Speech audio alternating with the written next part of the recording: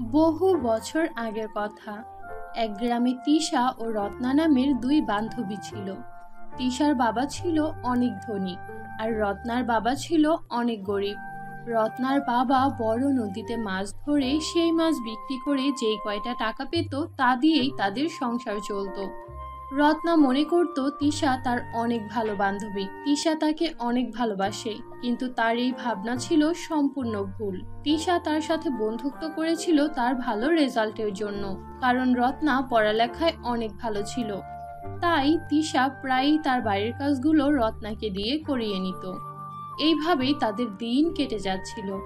একদিন class teacher ক্লাসে এসে বলে, শোনো মেয়েরা, আমাদের স্কুলে একটি নতুন ফ্যাশন শো করা হবে। সেখানে যে যত সুন্দর ড্রেস পরে আসতে পারবে সে তত বেশি নাম্বারে এগিয়ে থাকবে, এবং তাকেই করা হবে এই প্রতিযোগিতার বিজয়ী। আর এই প্রতিযোগিতায় জিততে পারবে যে তাকে নগদ 1,00,000 টাকা দেওয়া হবে এবং 5 বছরের জন্য ফ্রিতে পড়ালেখা করার সুযোগ দেওয়া হবে।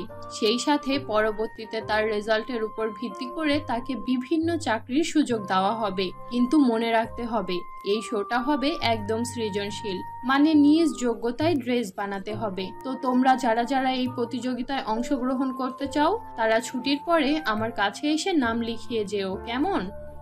এই কথা বলে টিচার সেখান থেকে চলে যায়। ক্লাস টিচার সেখান থেকে চলে যাওয়ার পর টিফিন টাইমে সবাই প্রতিযোগিতা নিয়ে কথা বলতে থাকে। আরে এই প্রতিযোগিতার বিজয়ী তো আমিই হব। আমি একটা সোনার লেহেঙ্গা পরে আসব, যা দেখে জাজরা অবাক হয়ে যাবে আর আমাকেই বিজয়ী ঘোষণা করবে। এমনিতেও আমার বাবার টাকার কোনো কমতি নেই, তবুও আমি এই প্রতিযোগিতায় বিজয়ী হতে চাই, আর এমনটাই হবে। আমি এই প্রতিযোগিতায় জিতবো। তোরা কি কেউ এই প্রতিযোগিতায় অংশগ্রহণ করবি? অবশ্য করেও লাভ নেই, কারণ তোরা কেউই এই প্রতিযোগিতায় জিততে পারবি না। তিশা, আমি ভাবছি আমি এই প্রতিযোগিতায় অংশ নিব। হ্যাঁ, আমার বাবার হয়তো এত টাকা নেই, কিন্তু আমার মা সেলাই কাজ জানে। আমি যদি তাকে এই প্রতিযোগিতার কথা বলি তাহলে সে নিশ্চয়ই আমাকে সুন্দর কিছু একটা বানিয়ে দেবে। তারপর আমিও তোদের মতো এই প্রতিযোগিতায় অংশ নেব। হ্যাঁ হ্যাঁ, ঠিক আছে নিস। তোর মাঝে তোকে কি লেহেঙ্গা বানিয়ে দেবে তা জানা আছে। শোন, তোরা হচ্ছিস গরিব, আর গরিবদের এই সব প্রতিযোগিতায় অংশগ্রহণ করতে হয় না, কারণ গরিবরা এমনিতেও এই সব প্রতিযোগিতায় জিততে পারে না। শুধু শুধু তোর সময় নষ্ট হবে। তুই এই সব না করে পড়ালেখায় মনোযোগ দে। দেখ, আমার কথা শোন, মন খারাপ করিস না। তুই আমার ভালো বান্ধবী, তাই আমি তোর ভালো চাই। এখন যদি তুই উল্টা পাল্টা সস্তায় কিছু একটা পরে আসিস তাহলে তো আমার মান সম্মান মাটির সাথে মিশে যাবে, তাই না? তিশার এই কথা শুনে রত্না অনেক কষ্ট পায়, কিন্তু সে তাকে কিছুই বলে না। তিশা বাড়িতে গিয়ে তার বাবাকে বলে, বাবা, আমাদের কলেজে ফ্যাশন শো হচ্ছে। আমি এই প্রতিযোগিতায় অংশগ্রহণ করতে চাই। আমি চাই আমি সেখানে একটা সোনার লেহেঙ্গা পরে যাব। প্লিজ তুমি আমাকে একটা সোনার লেহেঙ্গা বানিয়ে দাও না। আমি জানি সোনার লেহেঙ্গা পরে গেলে ওই প্রতিযোগিতায় আমিই জিতবো। প্লিজ তুমি না করো না। তিশা, তুই কি পাগল হয়ে গিয়েছিস? কি বলছিস এসব? তুমি এত রাগ করছো কেন? ও আমার মেয়ে, আমি ওর পেছনে টাকা ঢালবো না তো কার পেছনে টাকা ঢালবো? ওর সব শখ পূরণ করব আমি। মা, তুই কোনো চিন্তা করিস না, আমি তোকে কালই সোনার লেহেঙ্গা বানিয়ে দেব। অন্যদিকে রত্না কাঁদতে কাঁদতে বাড়ি ফিরে। তাকে এইভাবে কাঁদতে দেখে তার মা তাকে তার কান্নার কারণ জিজ্ঞেস করে। তখন রত্না তার মাকে সবকিছু খুলে বলে। বন্ধুরা, তোমরা যারা এখন এই গল্পটি দেখছো তারা তাদের নাম কমেন্ট বক্সে কমেন্ট করে জানাও।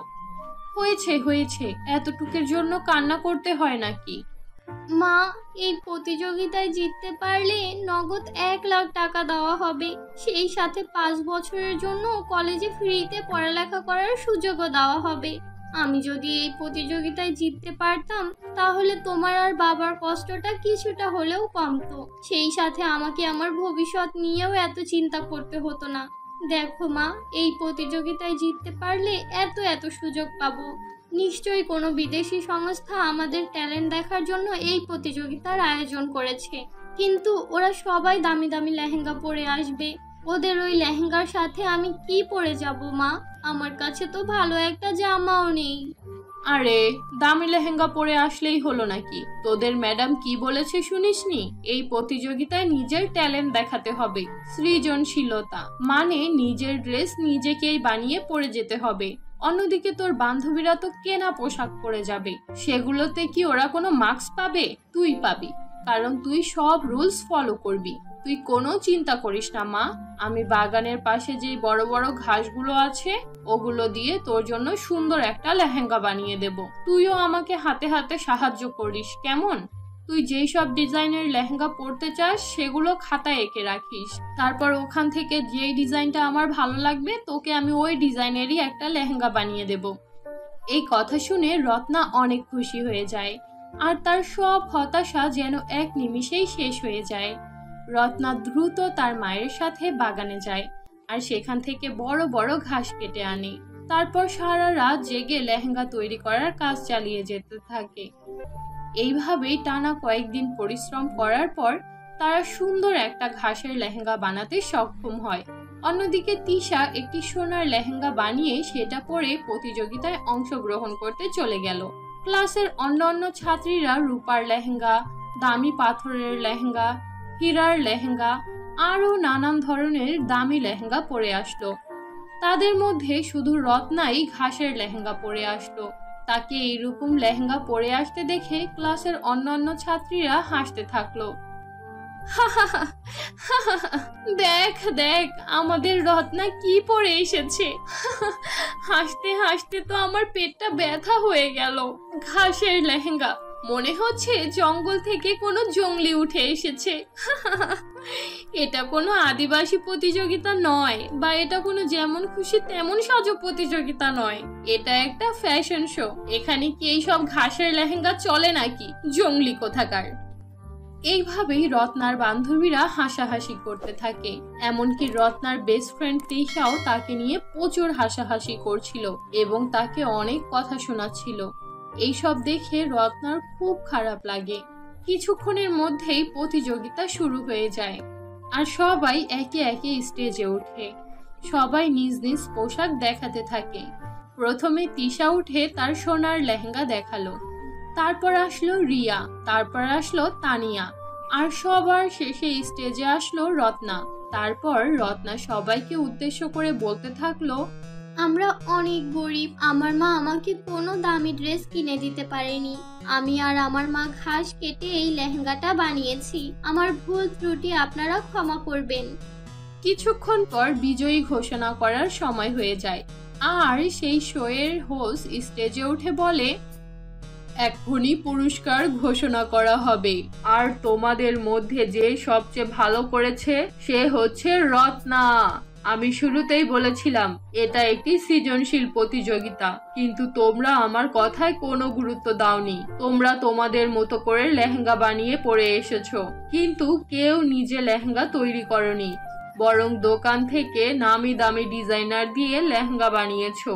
এগুলো সব শোয়ের রুলসের বাইরে, তাই তোমরা কেউ এই প্রতিযোগিতায় জিততে পারবে না।